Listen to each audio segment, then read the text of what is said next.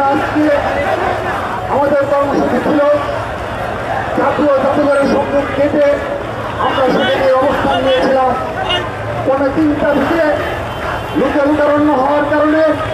পুরো রাস্তা অবরোধ হওয়ার কারণে এবং বিশেষ করে শাহবাগ পর্যন্ত আমাদের অবস্থান করে আসার কারণে আমরা বাধ্য হয়েছি আমাদের আজকের এই প্রতিবাদ কর্মসূচি শাহবাগে স্থানান্তর করার জন্য। আমরা আজকের এই প্রতিবাদ সমাবেশের মাধ্যমে এই সাম্য হত্যায় 5 দিন অতিবাহিত হওয়ার পরও যে 3 জনকে গ্রেপ্তার হয়েছে তাদেরকে আজকে রিমান্ডে নিয়ে আসা হয়েছে এবং তাদের বিষয়ে বিশ্ববিদ্যালয় প্রশাসন, স্বরাষ্ট্র উপদেষ্টা সহ এই নির্দলীয় সরকারের শীর্ষ পর্যায় থেকে আজকের দিন পর্যন্ত স্পষ্ট কোনো বক্তব্য আমরা লক্ষ্য করিনি। আমরা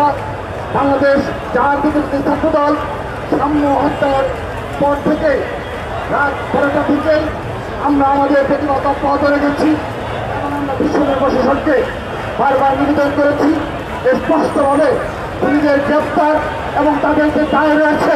সেই দায় স্বীকার এবং নিরাপত্তা গাফিলতি রয়েছে সেই বিষয়গুলো স্পষ্ট করার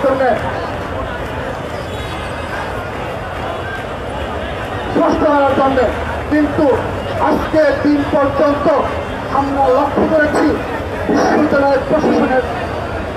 সম্মানিত বিচার কিংবা প্রক্রিয়া তারা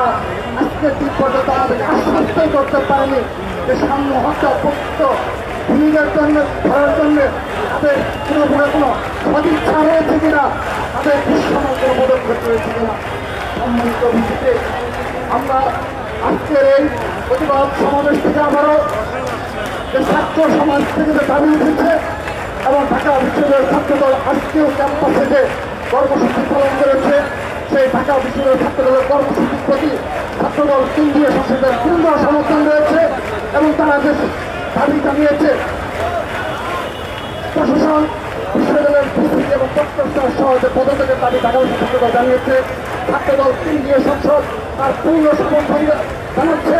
এবং তাদেরকে একটা সম্মানিত ব্যক্তি হিসাবে তাদের দাবির প্রতি অবশ্যই বিবেচনা করার অনুরোধ জানাচ্ছি। প্রিয় থেকে আজকে আপনারা শুনেছেন সাম্যর আপন বড় ভাই সৈকত ভাই যে পুলিশের অবনতি এবং বিশেষ করে সাম্য হত্যার পর যে দুজনকে গ্রেপ্তার করা হয়েছিল তাদেরকে পুলিশ ছেড়ে দিয়েছে এবং সাম্য হত্যাকাণ্ডের প্রত্যক্ষদর্শী বয়ান অনুযায়ী আজকে সাম্যর ভাইকে আমাদের কাছে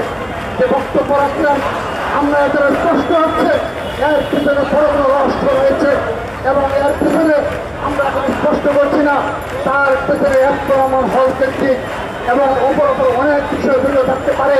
অপর অনেক বিষয় এর নেপথ্যে থাকতে পারে। আমরা আজকে সাম্যর বড় ভাই সৈকত ভাইয়ের মাধ্যমে সেই বিষয়গুলো স্পষ্ট হলো অবগত হলাম। আমরা এখন পর্যন্ত দাবি করছি আবারও এই তিনজন শেষ করে নয় যারা প্রকৃত হবে তাদেরকে গ্রেপ্তারের দাবি করছি এবং আজকের সমাবেশ থেকে আমরা স্পষ্ট ভাষায় ঘোষণা করছি বাংলাদেশ জাতীয় ছাত্রদলের হাজার হাজার নেতাকর্মী আজকে সমাবেশের তত্ত্বের উপস্থিত রয়েছে। ইতিপূর্বে আমরা দেখেছি 100 থেকে 200, 300 কেউ একত্রিত হয়ে তারা কোনো ঝামেলা অফিস করেছে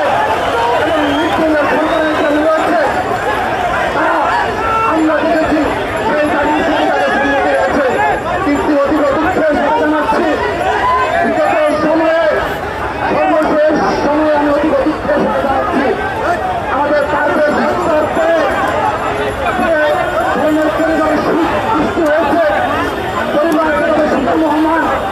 আমরা লক্ষ্য রেখেছি নির্দলীয় সরকারের শীর্ষ পর্যায়ে থেকে তাদের পরিবারের প্রতি সামান্যতম সহানুভূতিমূলক শুধু তাই নয় এই সাম্য হত্যার পরও অপর পরিস্থিতি ছাত্র সংগঠন সাম্য হত্যার জানাজায় অংশগ্রহণ করেছে আমরা তাদের কৃতজ্ঞতা জানাচ্ছি। কিন্তু যারা 16 আগস্টের সর্বোচ্চ সুবিধাভোগী যারা এবং তারা ক্রেডিট দাবি করে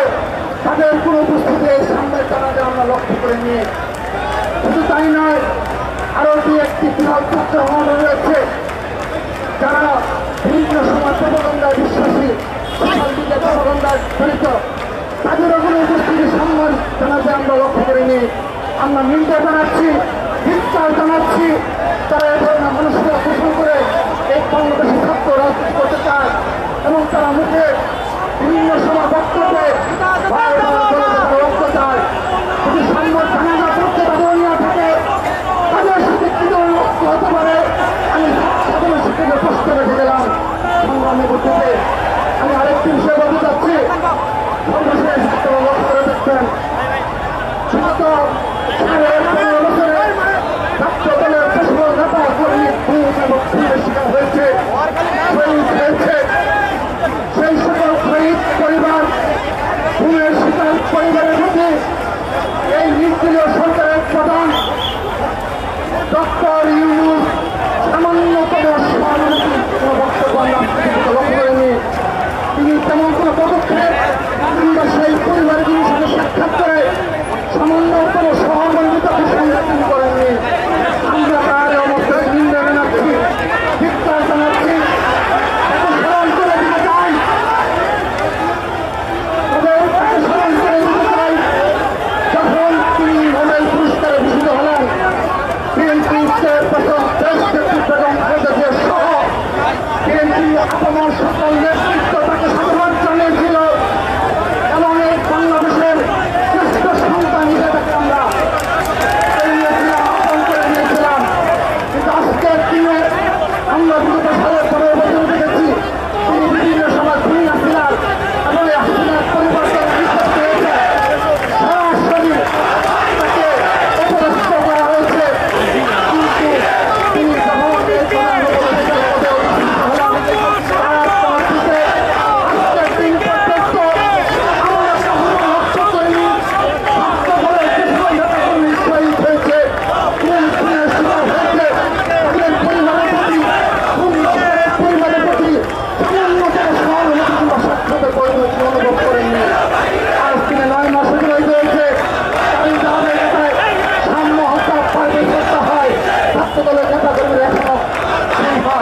কিন্তু এই সরকারের শীর্ষ পর্যায়ে থেকে